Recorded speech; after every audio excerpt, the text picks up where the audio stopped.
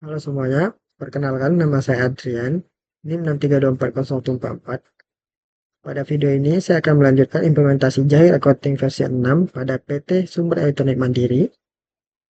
Pada bagian ini saya akan mempraktekkan secara langsung proses transaksi penjualan kredit maupun tunai, transaksi pembelian kredit maupun tunai, transaksi pembayaran hutang dagang, transaksi pembayaran piutang dagang, transaksi retur penjualan, transaksi retur pembelian, serta analisa laporan keuangan. Baik, langsung saja kita ke Jahir Accounting versi 6.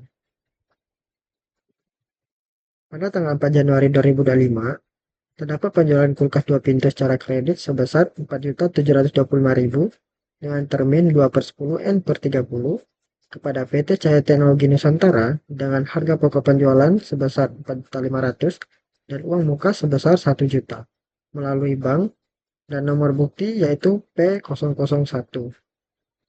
Langkah-langkah penyelesaiannya yang pertama, kita pilih mode penjualan.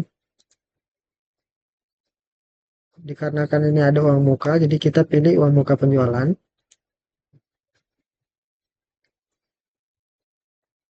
Setelah itu, kita klik baru.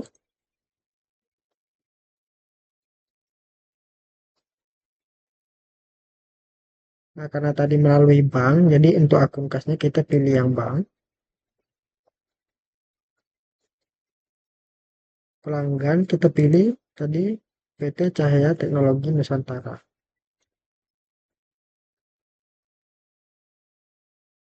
Dengan nomor bukti P001.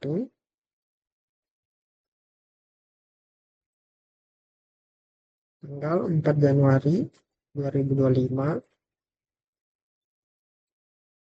Pembukaan sebesar 1 juta. Jika sudah, kita klik rekam.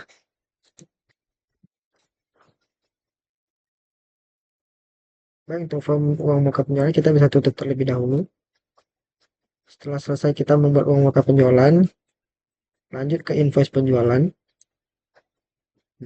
Klik baru.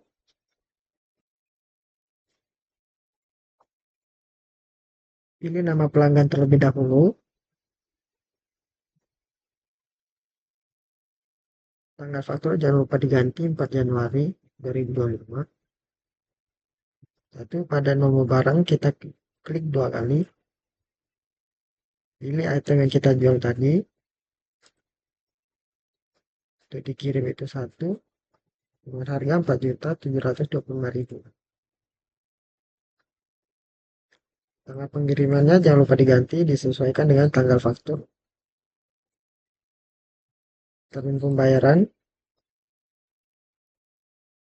Tadi N/30, jadi hari diskonnya itu 30.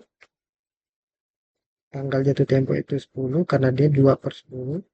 Dengan diskon awal 2%. Jika sudah, klik OK. Selanjutnya dibayar atau uang muka ini, tanda panah ini kita klik. Kita centang ini. Klik OK. Nah, otomatis uang muka penjualan tadi kita beli itu akan muncul. Jika sudah, kita bisa klik rekam.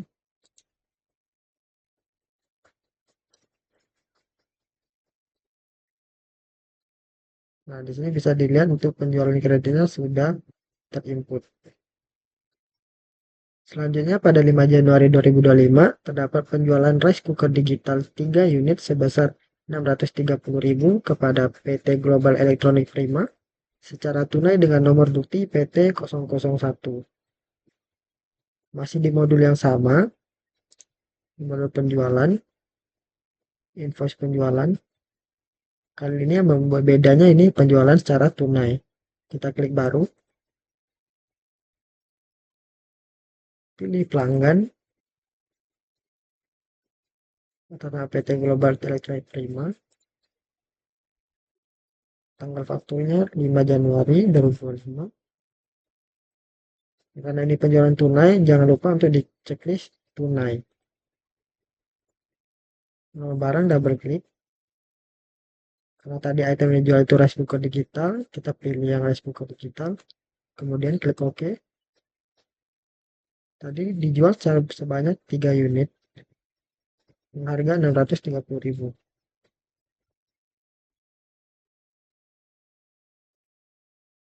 Tanggal pengirimannya jangan lupa. Nah, jika sudah bisa kita klik rekam.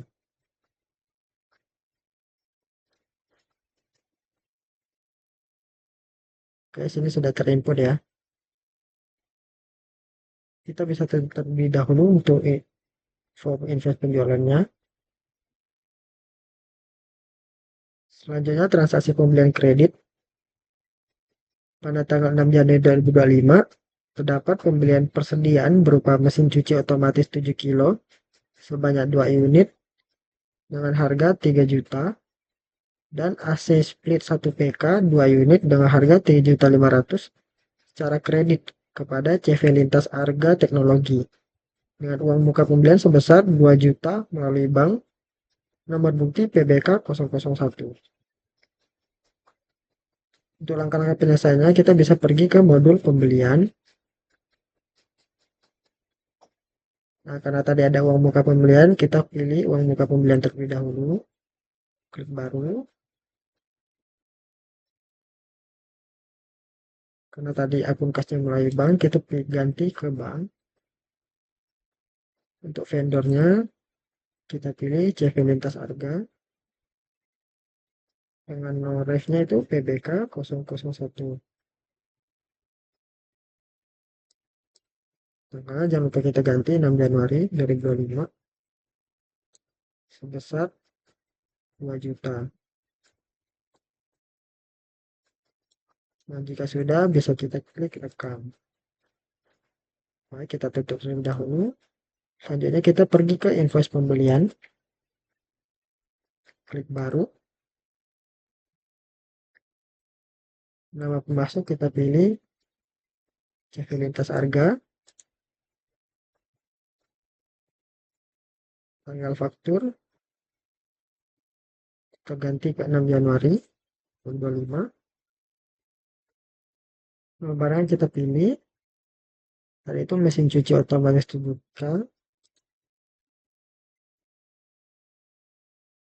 banyak 2 unit. Item kedua itu AC split 1 PK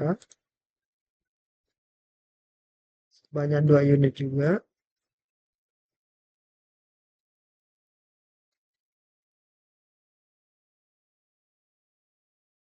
Nah, pengirimannya jangan lupa kita ganti 6 Januari. Lalu yang mukanya kita checklist yang ini yang tadi kita buat. Karena termin pembayaran tidak ada, jadi kita bisa langsung rekam.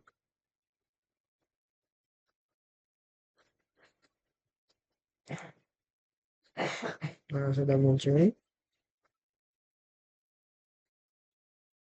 Selanjutnya pada tanggal 10 Januari 2025 dapat transaksi pembelian persediaan barang berupa laptop 12 inci sebanyak 3 unit dengan harga 5 juta per unit kepada PT Kresna Inovasi Elektrik secara tunai dengan nomor bukti PBT 001. Masih di modul yang sama. Lalu kita bisa pilih baru. Pilih nama pemasok. Tadi PT Kresna Inovasi. Nah, fakturnya jangan lupa diganti 10 Januari 2025. Karena di pembelian secara tunai, maka kolom tunai kita checklist. Lalu kita pilih nama barangnya, laptop 12 inci sebanyak 3 unit dengan harga 5 juta per unit. Oke. Tanggal pengirimannya jangan lupa diganti. Nah, jika sudah, kita bisa klik rekam. Baik, kedua transaksinya sudah berhasil kita input ya. Kita tutup untuk form penerimaan barangnya. Selanjutnya, transaksi pembayaran hutang dagang. Pada tanggal 13 Januari 2025, terdapat pengeluaran kas atas pembayaran hutang dagang kepada PT Arumika dan Elektronindo atas invoice 001 sebesar 2.400.000 melalui bank dengan nomor bukti BKK 003. Langkah-langkah penyelesaiannya, kita bisa pergi ke modul pembelian, masih di modul pembelian. Kita pilih yang pembayaran hutang usaha. Klik baru. Karena tadi melalui bank, akun kasnya ini sudah benar. Terus penerimanya kita pilih PT Arunika Daya Elektrindo untuk sebesar ini kita abaikan terlebih dahulu ya. Lalu untuk cek nomornya kita ganti ke BKK 003, tanggalnya 13 Januari 2025, alokasi dana mau invest kita bisa double klik. Nah, pilih yang ini ya. Oke. Nah, jika sudah kolom sebesar baru kita klik. Nah, dia akan otomatis muncul. Sudah, kita bisa klik rekam.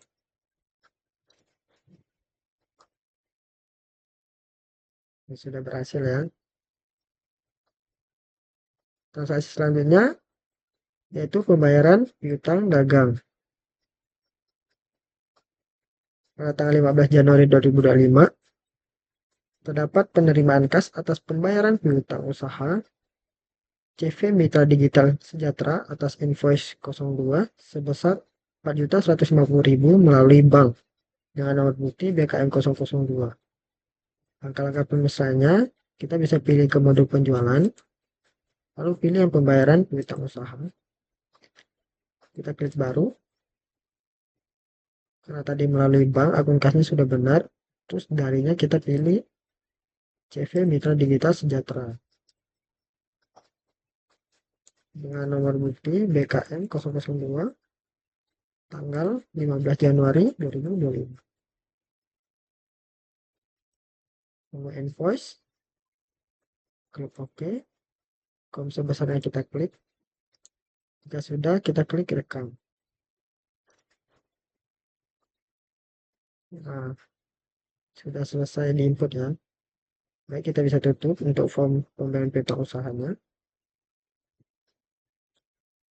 Selanjutnya, transaksi retur pembelian. Pada tanggal 20 Januari 2025, terjadi retur pembelian laptop 12 inci sebanyak 1 unit sebesar 5 juta per unit dari PT Kresna Inovasi Elektrik dikarenakan mati total. Dengan nomor bukti PBT 001, transaksi yang terjadi tanggal 10 Januari 2025. Langkah-langkah penyelesaiannya kita bisa pilih ke mode pembelian, lalu pilih yang retur pembelian, klik baru, nomor PO-nya kita pilih yang PBT 001 ini, tanggal fakturnya jangan lupa diubah 24 Januari 2025. Pada bagian barang ini diganti, di retro itu cuma 1 unit.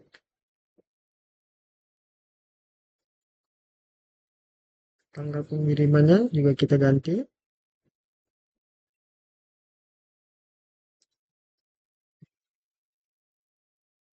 Nah, jika sudah kita bisa klik rekam. Nah, di sini sudah terlihat ya, sudah terinput. Selanjutnya transaksi retro penjualan.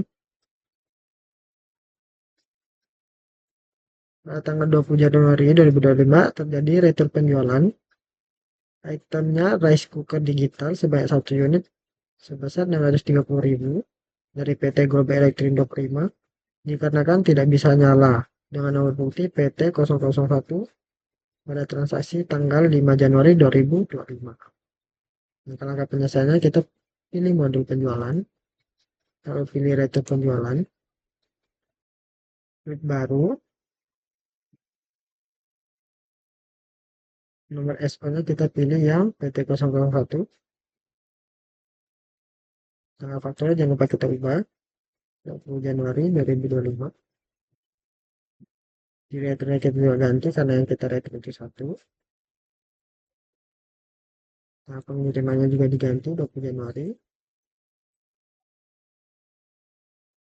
Nah, jika sudah bisa kita klik rekam. Baik, sudah terinput. Bisa kita tutup terlebih dahulu form retur penjualannya. Baik, untuk semua transaksinya sudah kita input. Dan selanjutnya itu laporan dan analisa laporan keuangan PT Sumber Elektronik Mandiri. Kita bisa pilih mode dashboard. Nah, di sini sudah menampilkan laba rugi Januari 2025. Berdasarkan laporan laba rugi PT Sumber Elektronik Mandiri pada Januari 2025, perusahaan mencatat pendapatan sebesar 5.985.000. Namun pada periode yang sama, total pengeluaran mencapai 16.250.000, sehingga biaya operasional yang dikeluarkan lebih besar dibandingkan pendapatan yang diperoleh.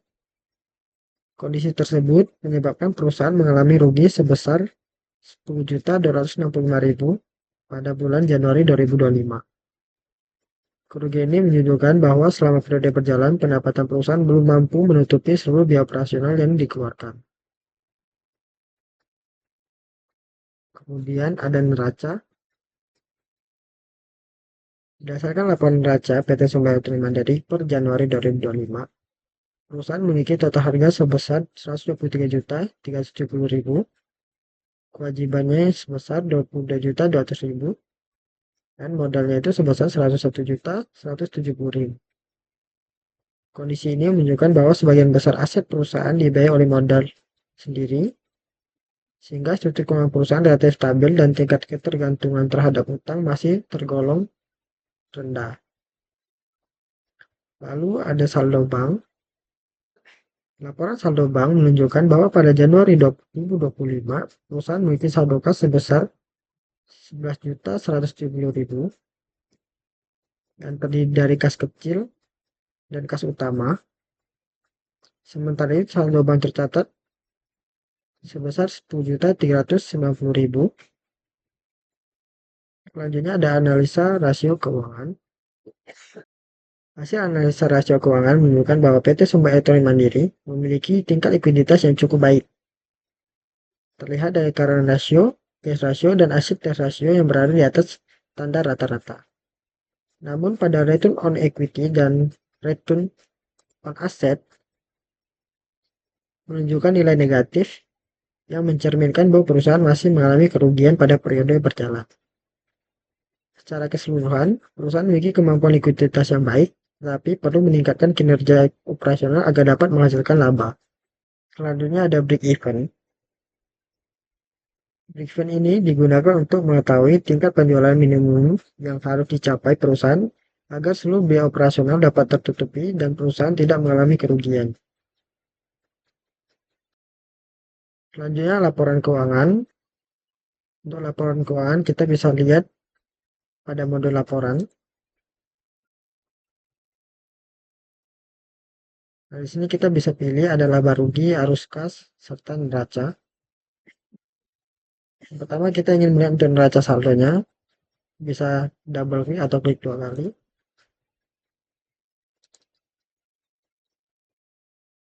Untuk periode ini kita isi Januari, serta tahunnya itu 2025.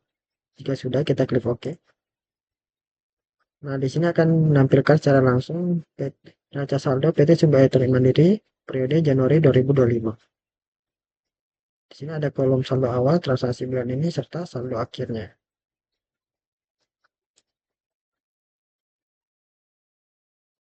Di sini bisa dilihat ya. Untuk totalnya itu saldo awalnya itu balance transaksi bulan ini sebanyak 33.750 balance juga, dan saldo akhirnya itu 144.085.000. Baik, kita close. Selanjutnya itu laporan penjualan.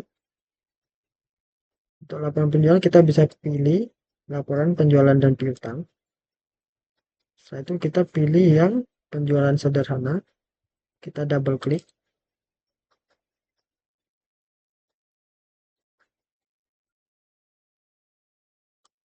Nah, untuk nama pelanggan itu semua, klasifikasi semua, salesman juga semua. Periodenya itu dari 1 Januari 2025 sampai 31 Januari 2025. Jika sudah, kita klik OK.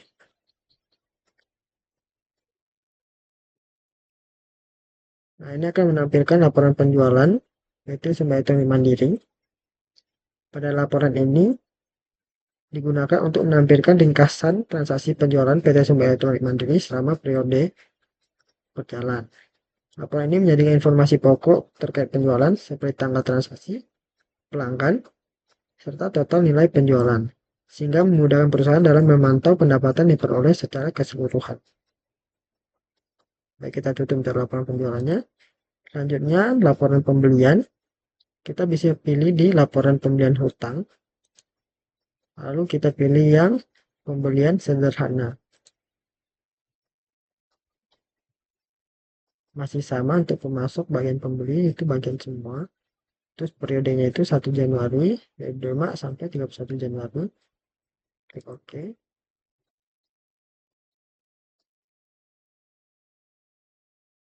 Laporan pembelian sederhana pada Jara Accounting ini digunakan untuk menjadikan ringkasan transaksi pembelian dilakukan oleh PT Sumber Elektronik Mandiri dalam periode yang berjalan. Laporan ini mencerminkan seperti tanggal, nama pemasok, dan total nilai pembelian. Demikian implementasi Jara Accounting versi 6 pada PT Sumber Elektronik Mandiri yang telah saya jelaskan. Semoga penjelasan ini dapat memberikan gambaran mengenai penerapan Jahit dalam perusahaan dan penyusunan laporan keuangan. Sekian dan terima kasih.